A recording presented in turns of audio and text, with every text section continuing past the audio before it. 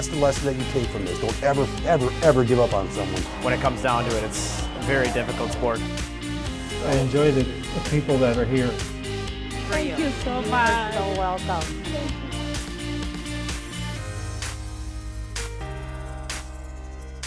Welcome to Community Closeup. I'm Joe Nelson. Today we hop on the saddle to find out how horses are helping people overcome challenges. We meet a local college student of the year to find out how her non-traditional path led to success. And after more than 40 years in the dugout, a Coon Rapids coach is moving on.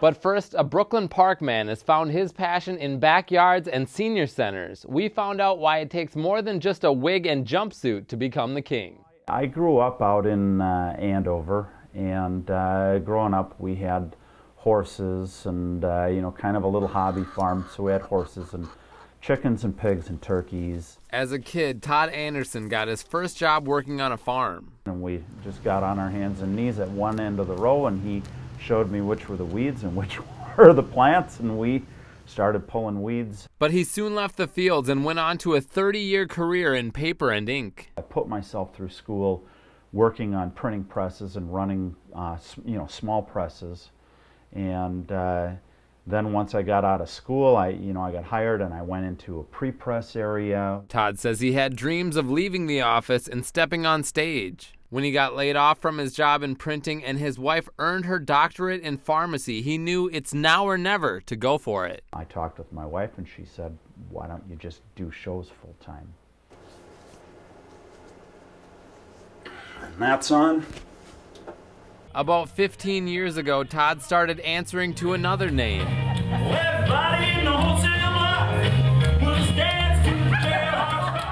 And in the past year, he's been wearing jumpsuits full time. I loved the music, okay, and I've always had an ability to sing most of his music, but I also loved the showmanship of it, and I love the jumpsuits, and I love the moves, and I love getting out there, and I loved the charisma that Elvis portrayed, and so I try to bring that charisma to the stage and that excitement to the stage with me. There's just such a strong reaction to Elvis, and so many people just really love his music and love his style and love the costumes and the moves. So and I love doing that. The venues vary from casinos to senior centers to people's homes. Last Saturday for a 6-year-old's surprise birthday party was a backyard barbecue. And that evening, on Saturday evening at 7 o'clock, I was in Monticello at a big event establishment, a big ballroom, and I had full sound and full lights, and I had a light show going and a big stage, and I had a room full of people there, so where I did a 3-hour concert.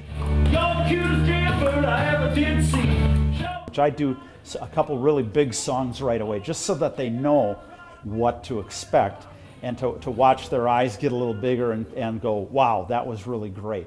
That makes me really happy. I like to try and win them over, and when I see that I've won them over, it just puts me in the mood to give them the best show that I've ever done. Todd, or Elvis as he's known to so many, makes people move. Oh, and I love that. That just gets me going that much more. When you're getting old like this, you've got some ailments and some pains and some worries and things, and I always feel like there's a little bit of a healing, or at least an opportunity for me to let them forget about some of their worries. Now give her another big kiss, sweetie. There you go. Even if it's for just 5 minutes, just to let go of worries, let go of stress, sit back, smile, clap, and have some fun. He says singing has led to more than just an applause. I met my wife at that first show, and we've been married for going on 28 years now. Todd says he first performed as Elvis during a talent show his mother encouraged him to do. I practiced at home. I got her to let me do Elvis. And so I rented a jumpsuit, and I rented hair and the whole thing. And I did 3 songs for that. Debut back in 1999, and as we had a receiving line, people shaking my hand came to me and asked me if I would come and perform at their parties. and at their birthday parties and anniversaries, and so kind of a career was born. Despite being on the road more, it's given him extra time at home. I call myself a trophy husband, and I work at the house. I make sure that I clean the house and do the laundry and do the kitchen and the dishes. I take care of the yard work. I take care of the cars. I take care of the finances, grocery shopping, cooking. So I take care of a lot of that. It's kind of been somewhat of a role reversal, and I just think that that's fair. You know, if she's putting in 10 to 12 hours a day when she goes into work, and I only have to work, you know, a couple hours a day, even if I have a show. Todd says his 3 children, ages 19 to 22, have embraced their dad being in a wig on stage. Spencer, actually from age 5 until age 11, had his own jumpsuit and came and performed with me. He performed on stage. All 3 of my kids have been my roadies. And when they got up big enough to carry the equipment, then I didn't have to carry the equipment so much. They're not embarrassed at all. In fact, they've had me, I've performed at all of their schools. I've performed for them in elementary school and at junior high, and I've performed at their high schools by their request. My daughter laughed, as a matter of fact. She just told me a story that a lot of her friends at school will go on and look at the friends, you know, their Facebook friends, and see what, you know, things about their parents. And she said that all of her friends looked and found out that her dad is an Elvis impersonator, so now they think she is the coolest kid in school. He says he hopes even the coolest kids in school can learn the value of pursuing a passion. I'm not shy, they're not shy either. They're very strong, independent, and intelligent young people, and I'm glad that they're not embarrassed to have me around, and you know, that they have the freedom to know that they can go out and step out and do the things that they want to do, and hopefully they have that courage to do it. Todd's not the only one boasting blue suede shoes, but he's found Elvis impersonators help out one another. They've got hearts of gold.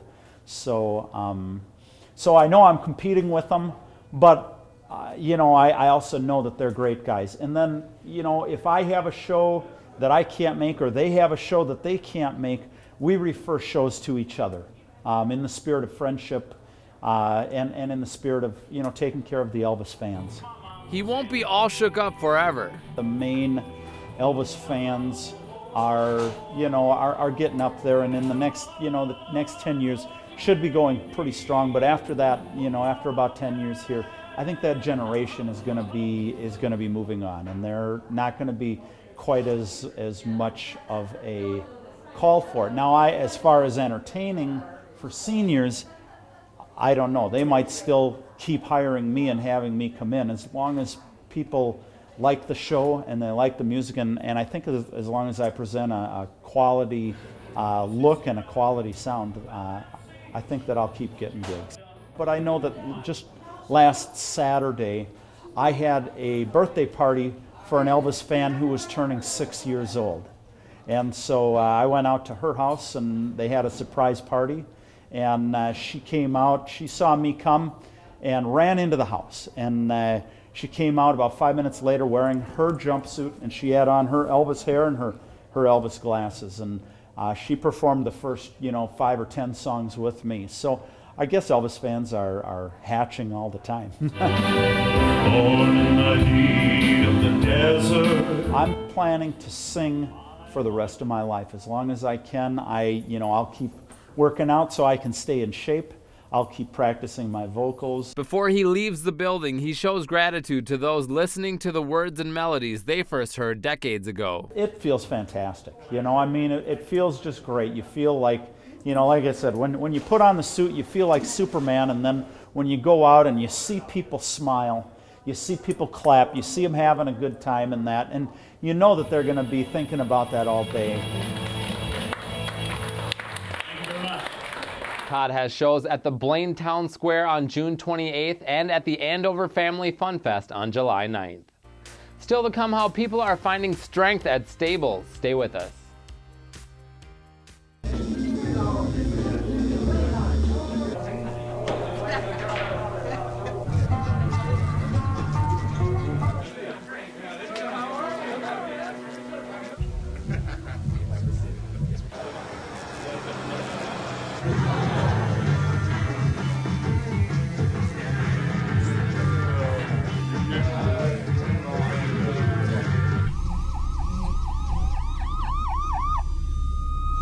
A hidden gem in Oak Grove, Minnesota is pairing animals and people together and producing major results. Stable Pathways at Oak Haven Farm provides therapeutic horse activities for those living with disabilities. And as Community Close-Up's Jordan Rylance discovered, the partnership is nothing short of amazing.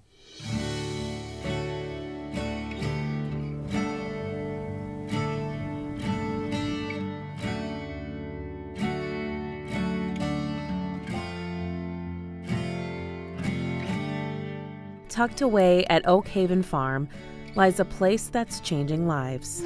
I think your horse is waiting for you, Coon. Yeah. Little by little, the gates of possibilities are opening.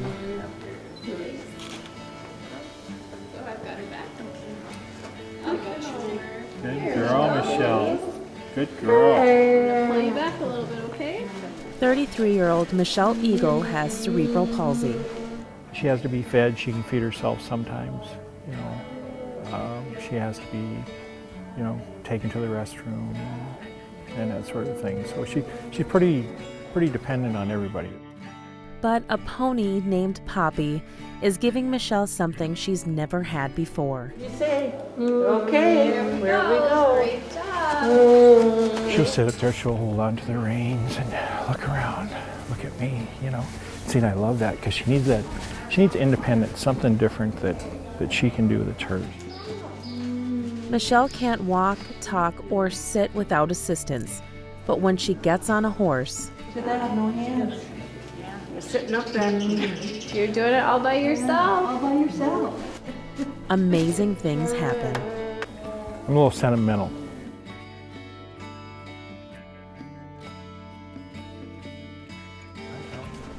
And the smallest victories Just yesterday, she said bye to her mom. First time ever. make the largest impact. You're doing such a great job today. There's a lot in each and every one of them that's been really fun to get to. The mission here at Stable Pathways is to empower, strengthen, and inspire those living with disabilities through horse-assisted activities. I've seen communication happen that wasn't happening before, and just self-expression that you aren't sure that's in some of these kids that come out while they're riding is really special. We've seen some really awesome big things. Our parents have told us awesome things. The little girl who is walking without her walker now, the boy who's 11 years old who's finally potty trained after riding. Here we go. Therapeutic riding isn't just for kids. Stable Pathways' 60 clients range in age from 2 to 79. Pick your feet up, thank you. 72-year-old Mary Sardo grew up riding horses. And it's fun when I go outside and go through the woods. Jenny loves that too. Yeah. Now Mary is living with Parkinson's disease and working with her favorite horse, Jenny, to regain some of what her disease has taken. It expands my hips. They move with her. There's a rocking motion. Yeah. And all of that helps my Parkinson's. And her love of riding. Oh, what a beautiful morning. Oh, what a wonderful day. I got joy in my heart. Is felt and heard by everyone. 6 horses are used for therapeutic riding at Stable Pathways, and after extensive training, they are carefully paired with riders.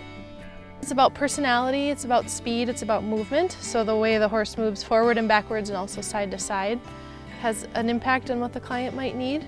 Research has shown that horses have a 6th sense, an ability to react and respond to a rider's heart rate. I've seen a horse predict a seizure before it happens. So the rider was on and we were walking along and the horse just stopped and put her head down, and we're all like, this was unusual behavior for her, this particular horse. And then sure enough, the client had a seizure and she managed to stay mounted. It lasted for a few minutes and we just kind of stood there, and then when it was over, the horse just picked her head up and everybody was ready to go. It's abilities like these that make moments like this so special. See those pretty glasses. Here we go. There we go.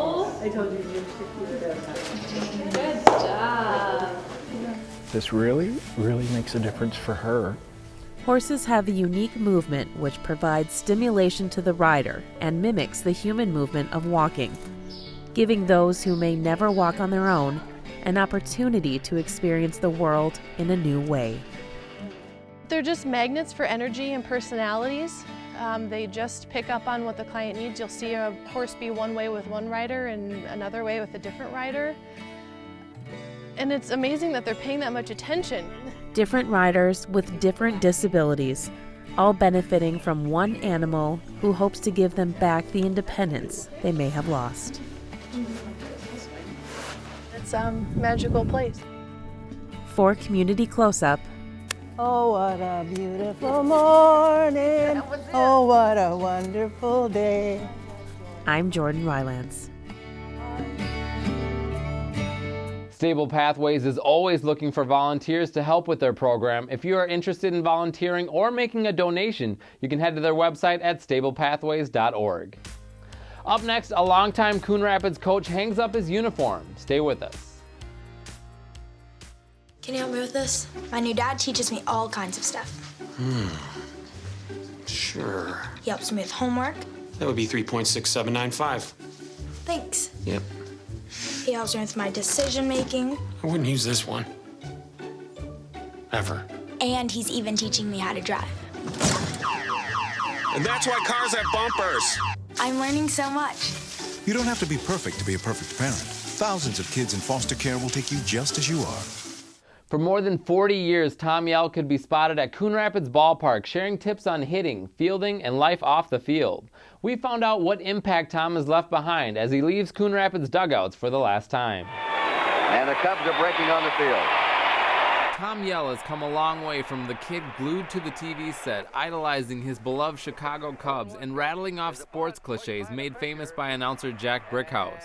And he's safe, he beats it out. As a kid, he moved to a Coon Rapids community that shared his love for baseball. We had 150, 250, maybe even at the peak, 300 kids between the ages of 6 and 12 that were playing morning baseball. At one time I was playing on 4 different teams when I was 14 and 15 years old. I was even, as a 9th grader, I was picked up, I was the first 9th grader picked up to play American Legion baseball in Coon Rapids. It didn't take long for him to pass on his knowledge of the game to others. When I was 13 years old, I started coaching, and I came back as a coach. I was too old to play, so I coached down at my park. I lived down in South Coon Rapids off East River Road in Kennedy Park. After his last appearance at bat, Tom's coaching career continued. He took over as the Coon Rapids Legion head coach in 1980, along with Anoka Ramsey Community College in 1987. You go to all these different ballparks, he knows everyone, and he knows how to judge what the momentum of the game and what's going on. He's seen the game change with metal bats and analytics breaking down game strategies, but says more has stayed the same. Fundamentals don't change. But participation has. At one time, Coon Rapids had 3 little leagues here. And so, and parents, times have changed. I mean, back in the 60s, I would get up at 5 o'clock in the morning, and I would be out the door at 5:30 down to my buddy's house. I would eat breakfast down there, and I would show up at noon to watch lunch with Casey. At my mom knew I would come in to watch, so I'd be home from 12 to 1, eating a sandwich and watching lunch with Casey. Well, let's take a look. What we have for lunch today? 1 o'clock, out to the ball field or someplace again. Got home, had to be home for 6. At 6:30, out the door to go play some more ball in our pickup games, and then be home at 9. Nobody, adults didn't care. I mean, everybody just kind of just assumed that you're fine. Well, society has changed, and that's the big thing. Off the field, Tom spent nearly 40 years writing for the local paper. I took pride in the fact that I was able to become a storyteller. I love doing feature stories and get down to the nitty-gritty. But with the newspaper business struggling, Tom lost that job about 5 years ago, and baseball wouldn't quite pay the bills. He says his wife's yarn store kept him on the field. Legion coaching did not bring in any money. Anoka Ramsey brought in something, but nothing certainly you could live on. But my wife, fortunately, her business was going well, and it became quite apparent that I would have to pick up something extra. The Yells found something extra, about 400 miles from their Coon Rapids home. My daughter, who lives down in Hinsdale, Illinois, which is a western suburb of Chicago, and needed some help with my two grandsons, or our two grandsons, as a nanny. And so, why don't you come down and be my nanny? So, wife got a job as a nanny. I'm told Grandpa's going to come along, and I'm gonna relocate. Files of official win-loss records were lost, but after thousands of games and more than 1,700 wins, Tom is hanging up number 21. I don't dwell on personal records, except I just don't dwell on time. And I know it's been 40. This is year 43, and they said, geez, it's just like yesterday, because I can remember year number 1. After announcing that this season would be his last, his current team and former players wanted to recognize our retiring head coach, Tom Yell, after 29 years. Let's give him a hand for that. That was a tough day. That was absolutely one of the toughest days. I haven't admitted, I haven't told these guys yet, and I told my wife. Hundreds came to Wintercrest Park as Anoka Ramsey took on Central Lakes for 2 of Coach Yell's last home games. I called up a few and texted a few, thinking, well, we got to make sure we get, some guys coming. And I was surprised, and most of the guys, when I did text them, they all said, oh yeah, we know about it, we'll be there. So I'm caught, my emotions are torn between, I can't be doing this. I gotta be thinking to get these guys, centered on this game. But yet, after the ceremony, which was fine, I mean, it was a constant parade up to the back of the dugout. Guys, hey, how you, shaking my hands. Glad you made it. With hundreds of distractions, his Rams stayed focused, winning both games that Sunday. The team leaders that we had this year, recognized that, hey, the coach is not 100% here today for the first time. We got to do it on our own. It was very cool to see all the different guys he's coached throughout the 20-something years he's been here, that he made such an impact on them to come back. You don't get the respect and all those nice things that go with it without the support of so many people. For the most part, everyone's life has gone great, and to me, that's what just made it all worthwhile. Hey, you guys are doing great. I was a small part of your life for 1, 2 years, and then for the Legion guys, maybe 3 years, maybe 4 years for some guys. You guys have really picked up the ball, and you guys have made something out of yourselves, and that makes me proud. Pitching coach Dan Tupper was inspired by Tom's decision. I was disappointed that he was retiring, but I guess there's time for everything, and I felt that I should retire with him. Part of the reason I'm coaching is because I want to coach with Tom Yell.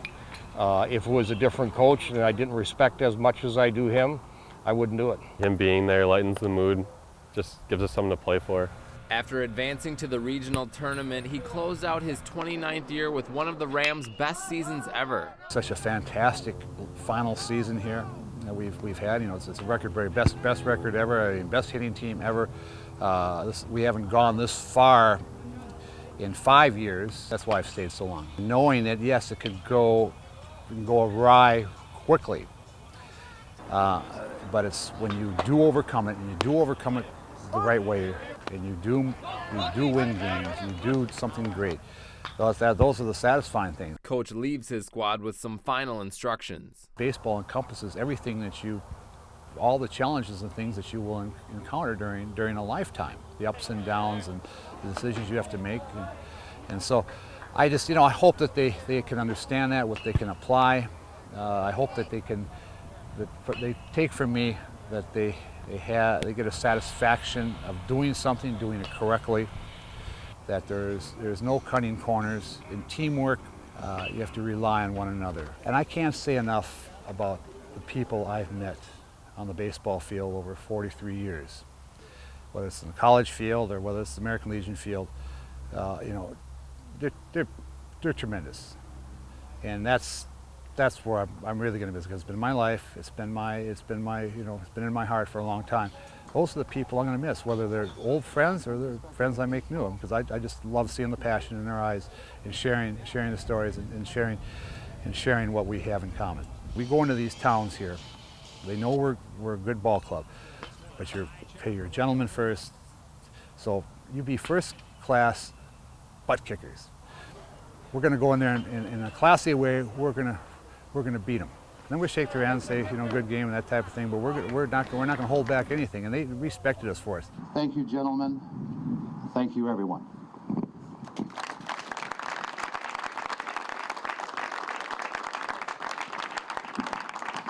Tom says he does hope to coach again after getting settled in Illinois. No replacement at Anoka-Ramsey has been announced. Coming up, we meet another person reluctant to leave Anoka-Ramsey in pursuit of a brighter future. Stay with us. Mom, can I have $1? Yeah, it's right. I think my purse is upstairs on the bed. It's not here. Check the dining room. No. What about your sister's room? It's not there either. The upstairs closet? The downstairs closet? There are no more closets. Moms everywhere are finding ways to keep kids active and healthy. Get ideas, get involved, get going at letsmove.gov.